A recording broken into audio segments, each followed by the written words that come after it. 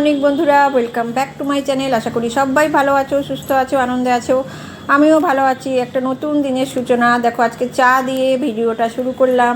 এটা ভাইয়ের চা, ভাই চা খায়, ভাইয়ের চাটা করব। আর আমাদের চা অলরেডি ফুটছে দুজনের। আর গ্যাসের সামনে এটাকে ভাইয়ের বাটিটা রেখে দিয়েছি কেন জানো তো, একটু হিটে গরম হয়ে যাবে ওই জন্য। আর এই দেখো, দু কাপ চা আমাদের আর কি, দুধ চা। ভাই চা খায়, ওকে চা খেতে বলেছে, লিকার চা খায় ও কখনোই দুধ চা খায় না। এই যে তিনজনের কাপ রেডি। দেখো, তোমাদের বলে দিচ্ছি, এটা হচ্ছে আমার কাপ, এটা হচ্ছে আমার বরের কাপ, আর এই যে হলুদ রঙের ইয়েলো কালারের হচ্ছে কালারফুলটা হচ্ছে আমার ভাইয়ের কাপ, ও নিজে সিলেক্ট করেছে। আর আজকে মুগ ডাল করব মাছের মাথা দিয়ে। তো এখানে ডালটা হাফ সেদ্ধ করে রেখেছি, একটু পরে বসাবো, তাহলে তাড়াতাড়ি ফুটে যায়। দেখো, ডালটা সেদ্ধ করে রেখে দিয়েছি। আর ভাতের জলও আমার এখানে অলরেডি রেডি করা, এখনও চাল দিইনি, ভাত বসাইনি। চাটা খেয়ে ভাত বসাবো। বাসন টাসন এখনও কিছুই পড়েনি। চাল দেখো এখানে জানলার মধ্যে রেডি করে রেখে দিয়েছি।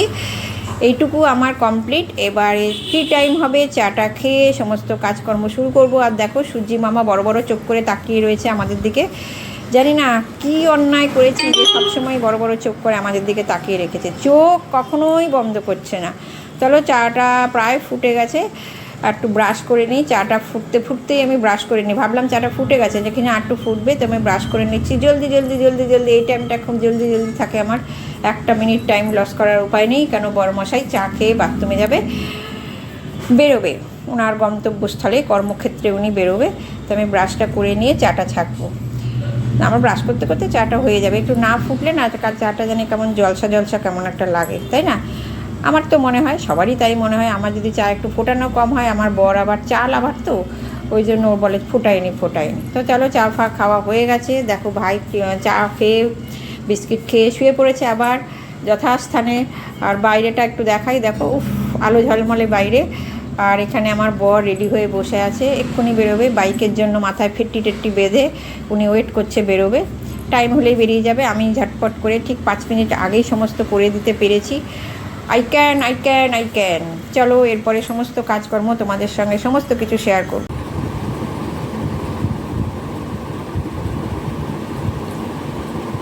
গুড আফটারনুন বন্ধুরা।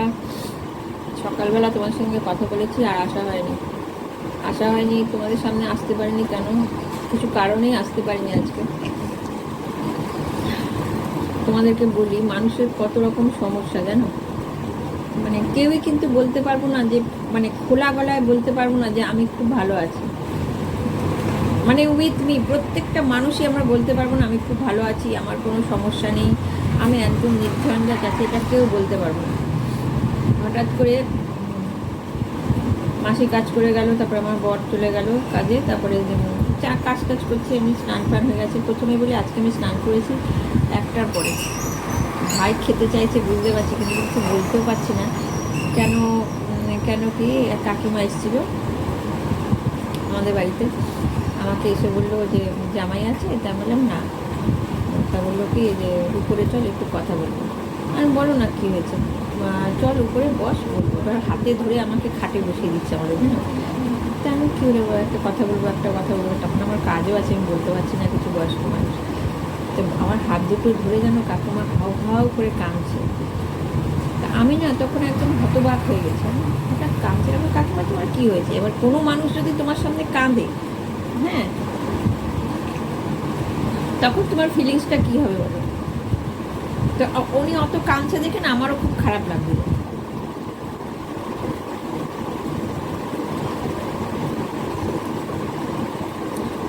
তো আমরা বলো না কী হয়েছে। মানে উনি যেটা বললো, তোমাদের কাছে কী বলবো আমি জাস্ট ভাবতে পারছি না। ওনার একটা ছেলে একটা মেয়ে, মেয়েটা ডিভোর্সি, মানে মারধর করতে বলে উনি নিয়ে এসছেন এখানে। উনি বলতে ওনারা নিয়ে এসছে, কাকু নেই, বাড়ির আদার্স ফ্যামিলির তো সবাই আছে, কাকিমার মাথার উপরে তো আছে, ভাসুর টাসুর, তারা মানে মেয়েটির জ্যাঠাটা সবাই নিয়ে এসছে। এখন কাকিমা মানে সামনের পাড়ায় থাকে, কাকিমার ছেলে আর মেয়েটা থাকে। আর যারা জ্যাঠাটা তাদের কথা বলছে, ওরা দেশের বাড়িতে থাকে। এবার কোনো সমস্যা হলে তো অবশ্যই পরিবারের সবাই একত্রিত হয়ে সলভ করে। এখানে ক্ষেত্রেও তাই হয়েছে। মেয়েটা চাকরি করে, মানে চাকরি করে। এবারে দেখো ভাই আছে, মা আছে, সংসারে তো প্রত্যেকেরই কিছু দায়িত্ব আছে, সংসারে তো কিছু দিতে হবে। আমি যখন আছি না, 1 পয়সা দেয়। কাকিমা নাকি বলেছিল যে ইলেকট্রিক, কাকিমারা ভাড়া থাকে আর কি, ইলেকট্রিক বিলটা যা ওঠে তুই দিবি আর গ্যাসটা দিবি, বাকি সব আমি করে দেবো। এখন মেয়েটা কেস করেছে, কাউকে না জানিয়ে স্বামীর বিরুদ্ধে কেস করেছে, ডিভোর্স করবে বলে। কাকিমা বললো তো কেসের খরচা আছে, ওই জন্য আমি কিছু এইটুকু আমি চাইলাম। এবার মেয়েটা স্কুটি কিনবে মায়ের কাছ থেকে, ফাইন্যান্সে স্কুটি কিনেছে, 30,000 টাকা নিয়েছে, 1 পয়সা নাকি দেয়নি। স্কুটি কিনেছে, 2 বছর নতুন হয়ে গেল। এবারে বেড়াতে যাবে, সেই 17,000 টাকা মা দিয়েছে।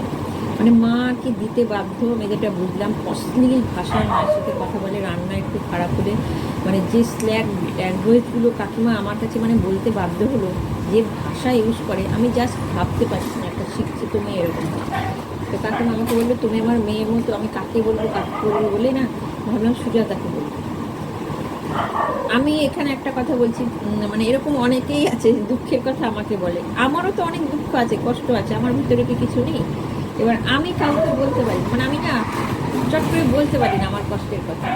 তো যাই হোক, বলছি তুমি মেয়ের মতো, ওই জন্য তোমাকে বলছি।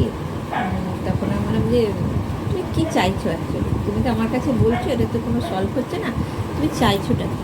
তো কাকিমা বলছে যে আমি এখন কী করবো।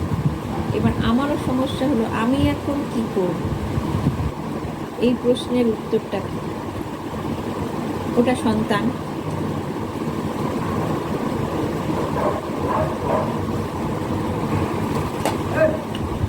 ওর ভালোর জন্যে অনেক ইমোশনের মায়ায় জড়িয়ে ওকে নিয়ে এসেছিল, তখন ও থাকতে পারছিল না, মারধর করছিল। এখানে আমি এখন কি করব, এই কথাটার আমি কোনো উত্তর খুঁজে পেলাম না। আমি না কাকিমা তুমি একটু স্ট্রিক্ট হও, ও যখন তোমার সঙ্গে এরকম বিহেভিয়ার করবে, এই কথাগুলো উচ্চারণ করবে, তোমার তো তুমি খুব হতাশায় ভুগছো যে আমি কি মানুষ করলাম। তোমাকে একটা কথা বলি কাকিমা, বাচ্চা যখন মানুষ করা হয়, আমার মনে হয়, এটা আমার ফিলিংস, জানি না এর সঙ্গে কেউ সহমত হবে কিনা, যখন ছোট থাকে বাচ্চাটা তখন কিন্তু বাবা মা, প্রত্যেকের বাবা মা চাই আমার বাচ্চাটা ভালো মানুষ হোক, সুশিক্ষায় বড় করে তোলে, যথাসম্ভব যা কিছু আছে নিজের ভেতরের জ্ঞান শিক্ষা উজাড় করে বাচ্চাটিকে দেয়। এবার বাচ্চাটা যখন বড় হয়ে গেল, এবার কিন্তু তার বিচার বুদ্ধি বিবেচনা দিয়ে সে কাজ করবে। এখানে তুমি যে লজ্জা পাচ্ছ কাকিমা, যে সবাই বলবে যে কি মানুষ করেছি, তা কিন্তু নয়। ও বড় হয়ে গেছে, এবার ওর বিচার বুদ্ধি বিবেচনা। মেয়েটা আমার মতনই বয়সী। তো বলছে, তখন আমি কাকিমাকে বললাম তুমি কি করবে এখন, তুমি কিং কর্তব্য বিমূঢ় হয়ে গেছে। তো আমি তোমাকে একটা কথা বলি, তুমি স্ট্রিক্ট হও। ও যখন তোমার উপরে এরকম করে উগ্র মূর্তিতে বাজে ল্যাঙ্গুয়েজ ইউজ করে মানে এরকম করে, তুমি ওকে বলবে যে তুই আমার সঙ্গে এরকম বিহেভিয়ার করিস না, আমার কি দেখেছিস। কাকিমা কিন্তু নিজে সার্ভিস করে না। আমরা আজকে তুমি সার্ভিস করছো, তুমি সক্ষম, 50-55 বছর বয়স তোমার, এরপরে তুমি ধীরে ধীরে বয়স বাড়বে, তুমি যখন খাটতে পারবে না, তোমার অবস্থাটাকে চিন্তা করো। আর এটা কিন্তু উত্তর বেড়েই যাবে। এটাকে থামাবার একমাত্র উপায় হচ্ছে তুমি। আশেপাশ থেকে আমরা আহাগো কেমন করে বলছে, কি ব্যাপার, অনেক কিছু বলতেই পারি, কিন্তু এটা সলভ কেউ করতে পারবে না, যেহেতু পারিবারিক সমস্যা। তো অনেক কথা কাকিমাকে বললাম, বোঝালাম, কাকিমা কান্নাকাটি করছে। এই করতে করতে আমার 1টা বেজে গেল, আমি বলতেও পারছি না কিছু কাকিমাকে যে কাকিমা ভাই খাবে।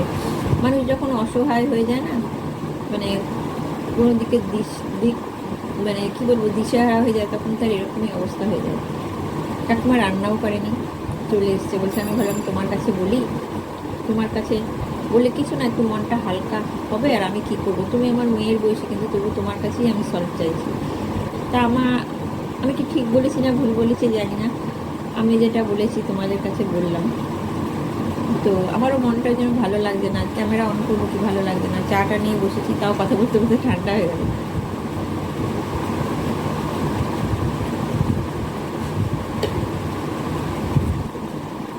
ওটাই ভাবছি,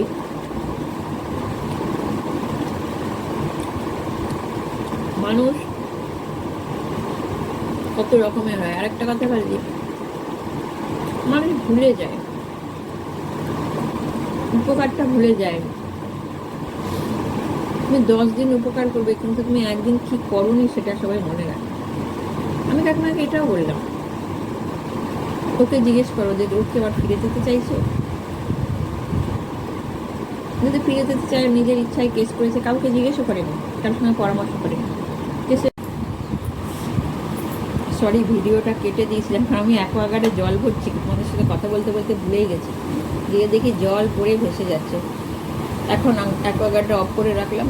আমি বালতি করে করে ভরে রাখি, তো একদিন বাদ তাহলে আমি খুলতে হয়, জলটা স্টোর করে রাখি। ওটা পড়ে মানে বালতি ভরে পড়ে যাচ্ছিলো। যাই হোক, বন্ধ করে এলাম আবার।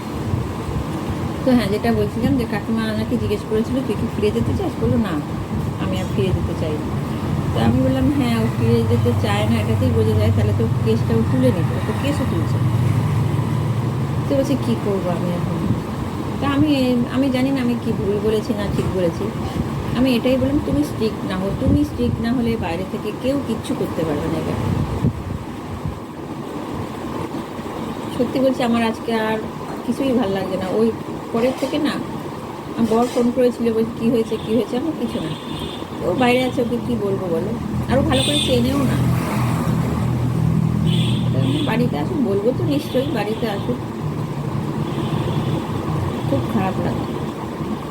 সারা দুপুর শুয়ে রইলাম, ভালো করে ঘুমোতেও পারলাম না। দেখো 6টা বাজে, 6টা বেজে গেছে, ভালো করে ঘুমোতেও পারলাম না। খালি আমাকে যদি কেউ কোনো একটা কিছু বলে না, এটা খালি আমার মাথার মধ্যে ঘোরে, যেরকম কথাই হোক